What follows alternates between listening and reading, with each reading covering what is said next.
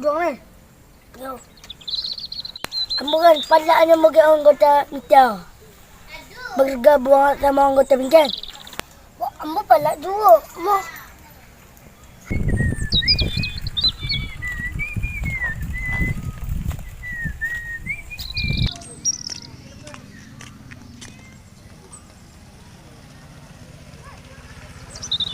Oh, malah lah, tiga lo.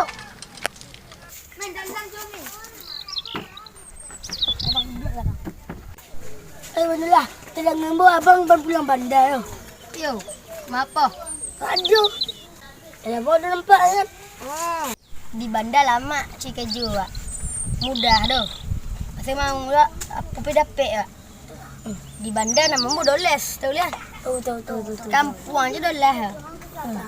Di bandar doles mu rimbau. Ya, keren juga nomor. Ai, itulah. Betul lah kami kan nak masuk anggota bingkang. Yo, abang masuk ah. Hello, kita ahli bilian. Dek tak tahu budi zaman ke zaman bingkeng tu jahit ni kan. Tu boleh masuk amboi ke datang simpat di kajun. Tu ada kelompok yang baik. Mah boleh ndak masuk anggota bingkeng?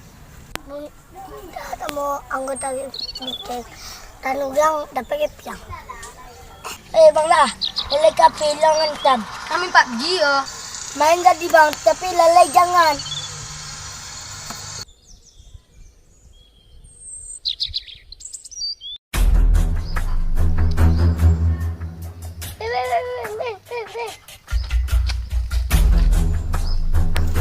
Depan yang mencari anggota yang lalu.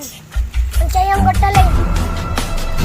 Dengan yang pilih sweet yang jadi enggang-enggang. Orang Bandung atau orang kampung? Orang kampung. Orang barat jadi. Penting mau. Siap bos. Lala betul lah kami pergi dulu.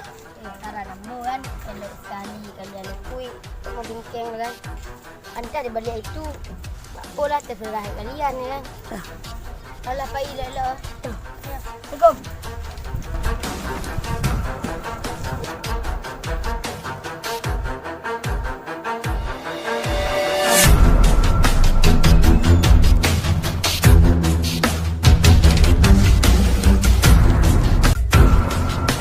Kalian mau gabung anggota bingkeng? Apa syaratnya? Ada persoalan. Yang penting gadang balangan lah. Ikut apa je nak gadang ah?